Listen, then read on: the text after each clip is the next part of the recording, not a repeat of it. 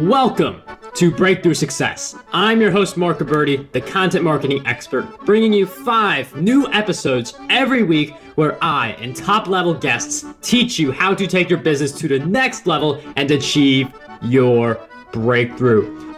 Hello, Breakthrough Success listeners. I just wanted you all to know before the episode actually starts, I've been working a little bit behind the scenes to give you something really special. So a while ago, I wrote my book, Content Marketing Secrets, which helps people create, promote, and optimize their content for growth and revenue. And I just put the finishing touches together to offer that for free to anyone who is interested. So if you want your free copy of Content Marketing Secrets, all you have to do is head over to markgabberty.com/book. Now, let's jump right into the episode.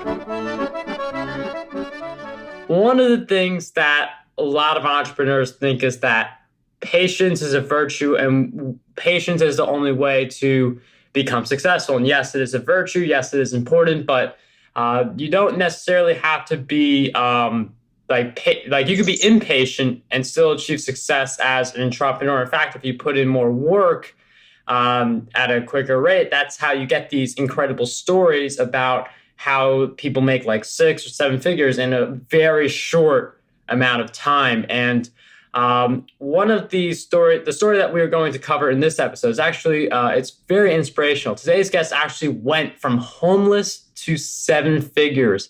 And today he helps online startups and existing companies boost their sales. And we'll be focusing on that story again, how he went from homelessness to 7 figures. And he's responsible for several funnels that have reached 7 figures by using what he refers to as the golden 7 principles of ethical persuasion. Today's guest for episode 210 of the Breakthrough Success podcast is none other than Akbar Sheikh. Akbar, it is such a pleasure to have you on the show. Wow, man, that was intense. Yeah, no, listen, I really appreciate you having me. Yeah, it's true, man. We went from homeless to helping 7 people hit 7 figures in their business, in their online business, and it's been a real honor and privilege. And I mean, it is amazing when you hear a story of someone going from homeless to 7 figures. And you also, I want to talk about that, but you also had a lot of baggage. Like you mentioned, there was too much partying, there was smoking. You referred to yourself as the fast food junkie king of the East. You were overweight. So it wasn't just homelessness. It was also this baggage that you carried. So I'm wondering, how did you go from homeless with all of that baggage I mentioned earlier to making 7 figures and helping others do the same? Well, listen, I don't like to talk too much about my own successes. I always say, listen, we went from homeless to helping 7 other people hit 7 figures. It doesn't really matter what I do, to be honest with you, because it's about impact, in my opinion. It's about how are we making the world a better place? What are we contributing? And I think that's something that a lot of people don't keep in mind.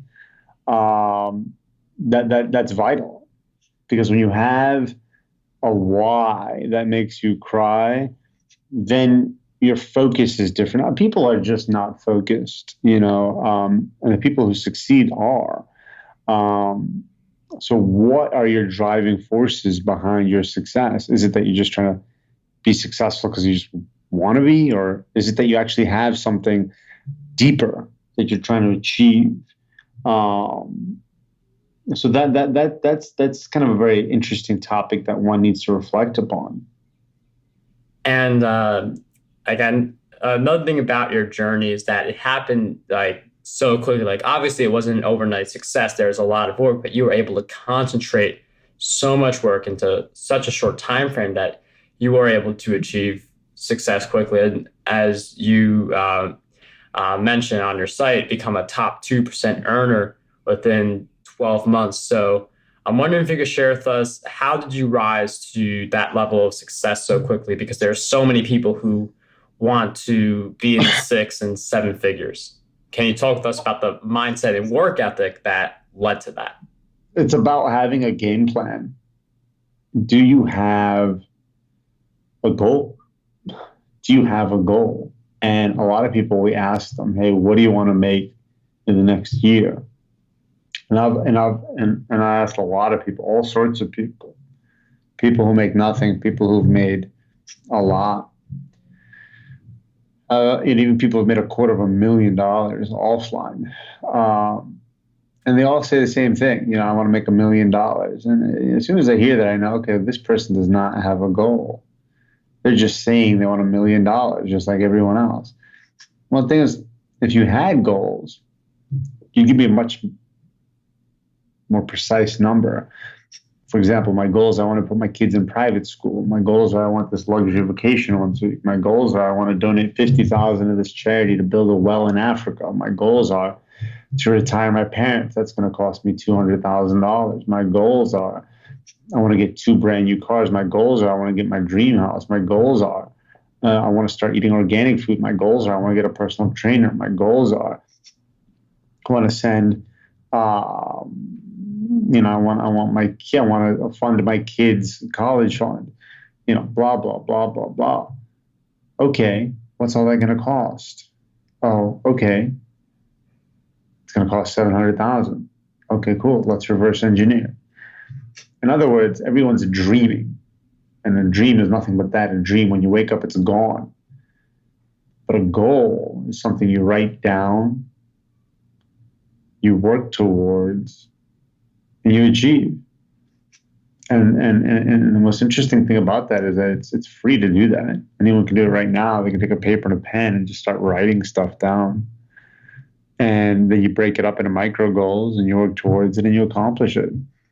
And I really like that idea of getting deeper on your goals and figure out how much they cost because you could say something like, I want to own this house or buy that car. But once you get clear on how much it costs to accomplish that goal and the other goals that you want to accomplish, you get an idea of how much money you need to make. So instead of just saying $1 million, you have a specific number in mind based on all the things that you're going after. And your ability to go from homeless to 7 figures and help other people also go to 7 figures has been a lot based on funnels. And I'm wondering if you could share with us the framework for how a typical funnel will be structured that you create.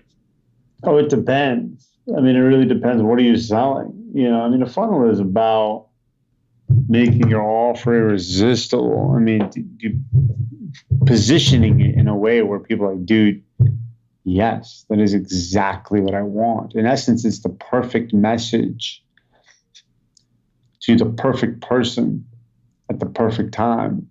Do you know what I mean? That results in a sale. You got to know your customers like the back of your hands. You got to know their pains. You got to know what they're feeling. Only then can you serve them. When you know their pains better than they do. Only then can you give them a solution if you have it. If you don't have it, you're in the wrong business or you're targeting the wrong person. So it's honestly, it's frustrating to even talk about because it's too easy. Honestly, this online thing is just too easy. It's about what are you awesome at? Who are the people who need you the most? Connect the dots. Connect the two. Okay, hey, you really need content. Like I think you said you're a content specialist or something. Hey, you're in dire need of content. Guess what? I'm the guy to do that. Now you have to prove that. I'll give you an example. And most people suck at this, right? I mean, I recently just put a post out there. I'm like, hey, who can help me? And I need somebody to do lead generation, LinkedIn lead generation for me. And I'm getting all sorts of people messaging me. Oh, hey, I can do that. Oh, hey, check out this video. Oh, hey, check out this Facebook group that I made. Oh, hey, blah, blah, blah, blah. I'm not going with any of them. You kidding me? You want me to go check out some video? You want me to go sign up to some group? You're telling me, pick me. Why? Why should I pick you? Nobody knows how to market. They want to market for me, but they don't know how to market themselves. Wait a minute.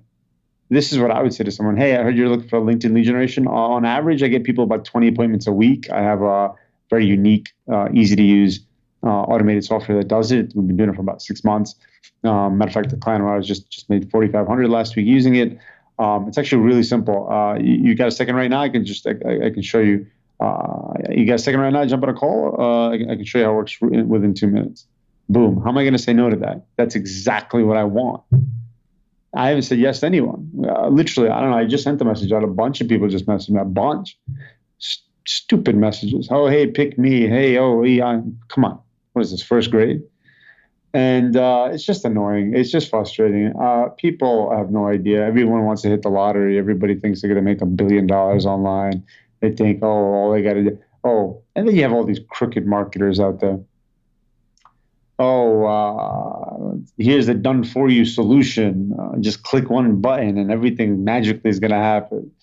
And then they buy it, and it's a bunch of crap.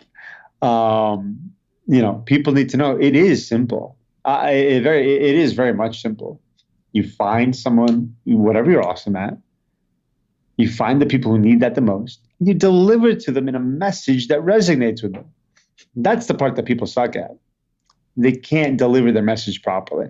It's all a bunch of pick me, pick me, pick me. And then they wonder, why haven't I made it online? So that's how I feel about that. And I like the basic, simple flow that you provided, how it's just focusing on what you're awesome at and then finding people, then tailoring your message the right way so that, as you mentioned, you're talking about results that you've given to past people, saying like why exactly I would want you instead of just being like a pick me type of communication.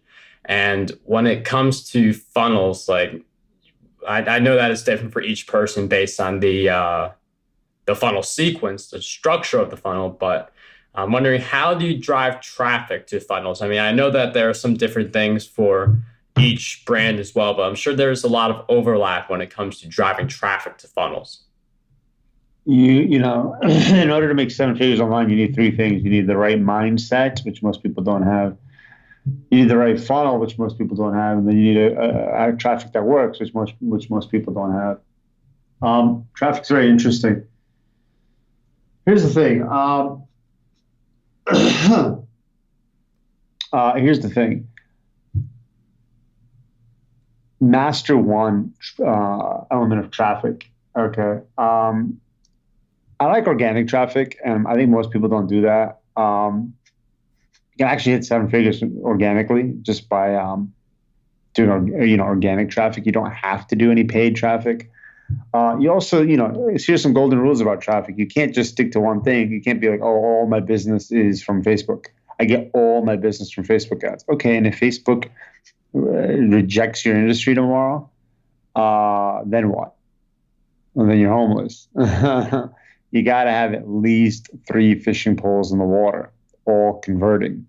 That should be your full-time job, is finding, if you have one traffic source that's converting, which most people don't even have that, but if you have one, your full-time job is to make it 3 poles.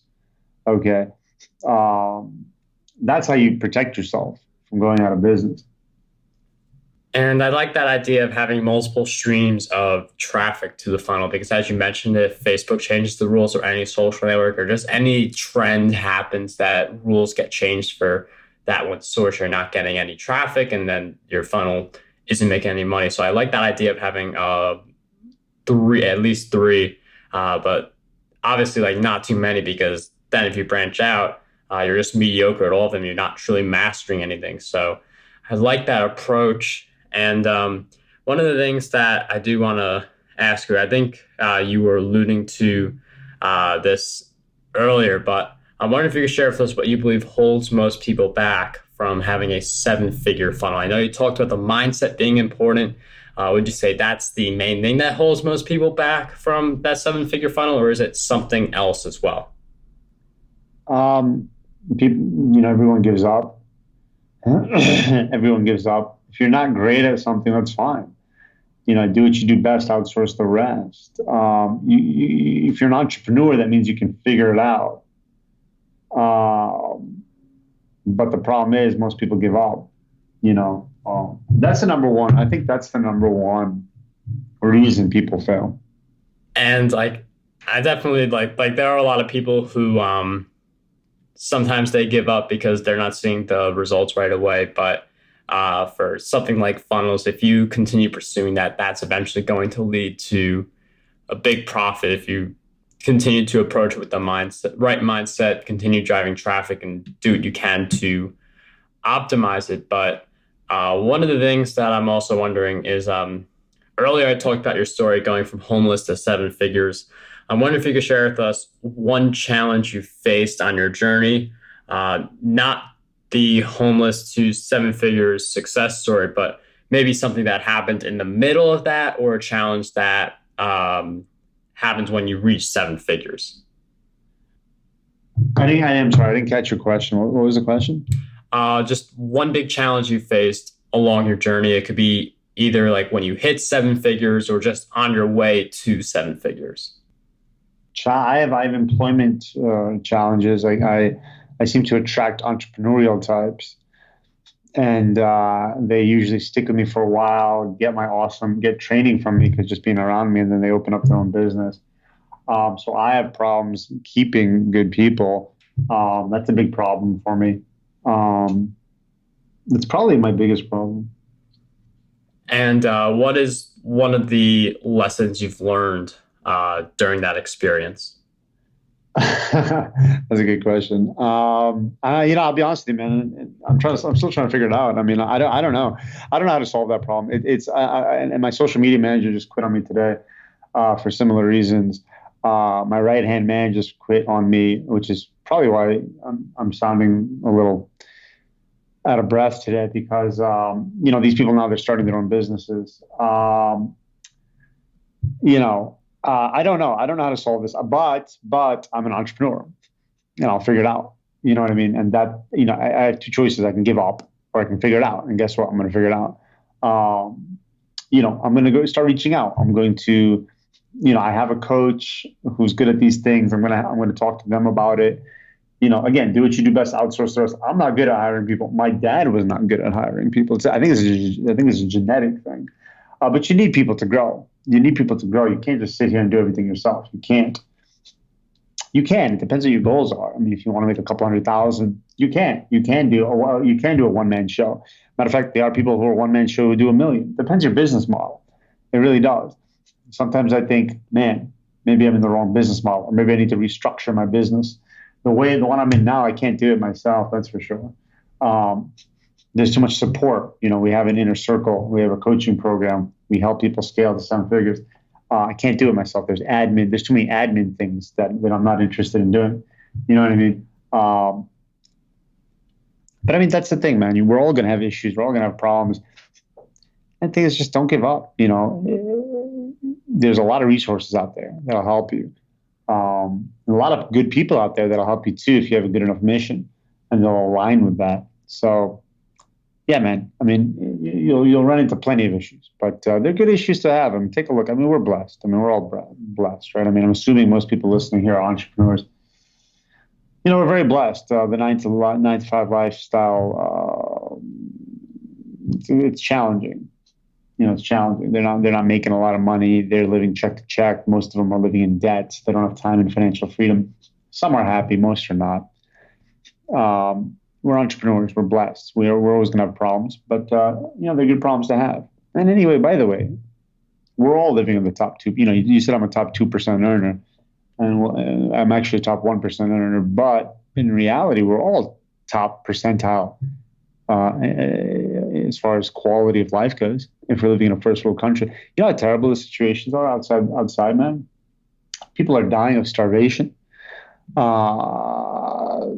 Extraordinary, insane poverty out there. People dying of famine, of disease. They don't have clean water. I mean, forget about it. We are very blessed. You're talking about these little la problems. It doesn't mean anything. It doesn't matter. Oh, my assistant quit. Boo-hoo. Please, cry me a river. First world problems. Really, we need to start thinking like this. These are all I've got a bunch of issues right now. Who cares? First world problems. Guess what? I have a roof over my head. I've got organic food in the fridge.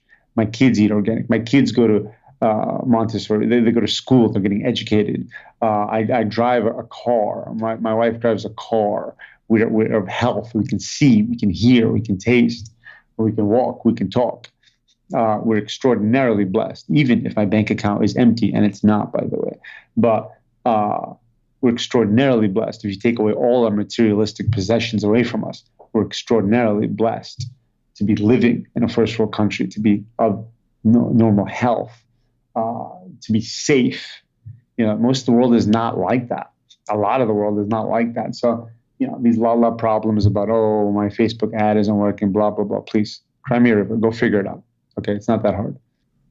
And I really like how you like we do face challenges, but how you put it all into perspective with like it could be a lot worse and we are very privileged, just like based on where we are right now. So I do find the perspective very powerful, especially if we continue to think about it. And one of the things that I also find powerful is learning as much as possible. That's why I really enjoy doing these interviews. Also, is one of the reasons I enjoy reading so many books. And with books in mind, I'm wondering if you could share with us 3 great books that you believe will have a positive impact on us. Honestly, not to be cheesy and not to be I'm not like a self promoter. I'm not really much of a promoter. I'm a very unusual digital marketer. I don't promote that much, but I will say, at the risk of being extraordinarily cheesy, I will say my own book. And the reason I say that is because I have a book. It's an international best-selling book in 7 countries across 3 major business categories. It's called 7-Figure Funnels. It'll slap you in the face with a cold fish blueprint on how to build a 7-figure online business in just 7 ethical steps, smiley face. It's currently on Amazon for $47, but you can get a free copy at 7figurebook.com. The reason I say my book is because it's short and there's no fluff. I read a book once. It was 400 pages by someone very famous, someone that you definitely know, someone that everyone listening to the show definitely knows, but I'm not going to say any names. On page 75, I'm reading, in this book, you're going to learn. And I'm like, dude, you got to be kidding me with this. How is this possible? My book is very short. It's a blueprint, no fluff. Boom, boom, boom, boom, boom. Do this, do this, do this, do this. You take action, you're going to succeed. I highly recommend it. I mean, I never would have put my name on it if I didn't think it was really cool. So I recommend that book. And then honestly, it depends, dude. It depends on what you're doing, right? I mean, it depends on your weakness, right? It's like, dude, I want to be a better copywriter. Okay, cool. Then you need to get a top-notch copywriting book. I would recommend anything by Joseph Sugarman. I also recommend reading books that not everyone else is reading. Books about spirituality, books about good habits, books about parenting. Different types of books. Listen, if everyone's going one way, you got to go the other way. Anyway, you're talking about 3 books. It's a bit much, and I'll tell you why. You want to know how I read a book, or how you're supposed to read a book? In my opinion, read a couple of pages, take notes, put a bookmark in the book, put it away, implement all the notes that you just wrote, and then come back to the book. So you talk about 3 books is too much. You need to talk about 1 book and implementing every single thing you're reading in that book. People want to just read, listen, and they're not doing anything. That's the problem. Let me tell you something. I consume a lot less than everyone else out there. I can promise you that. People who are earning far less than me are consuming way more than me. Okay, think about that for a second. I consume very little, but I implement. I consume very little, but I implement. That's the key.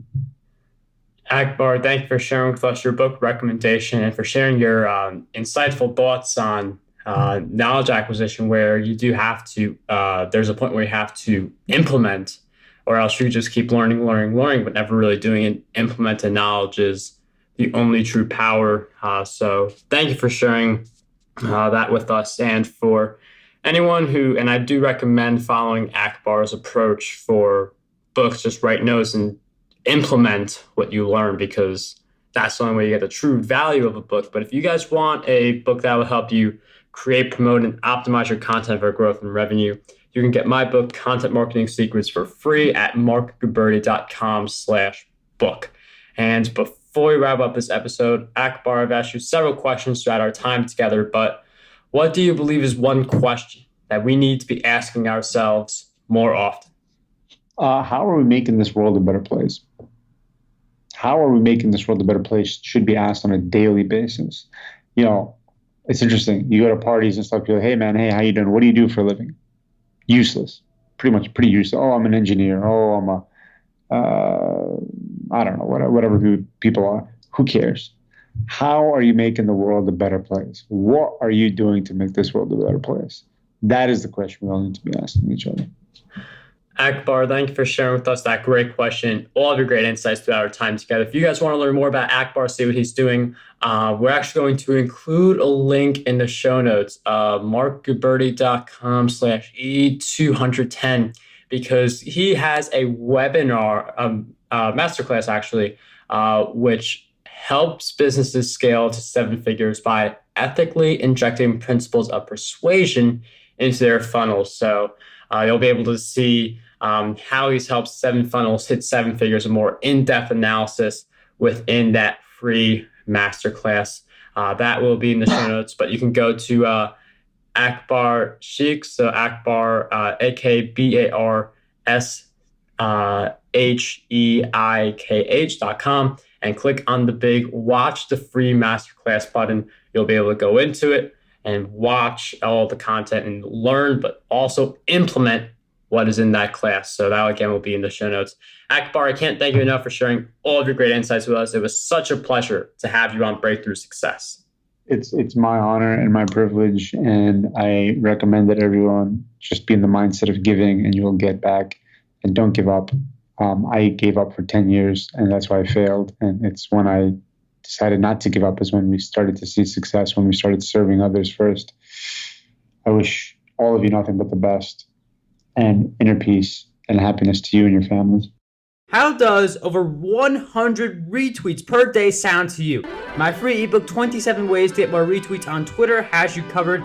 I use the methods within this ebook to get over 10,000 retweets every single quarter. To learn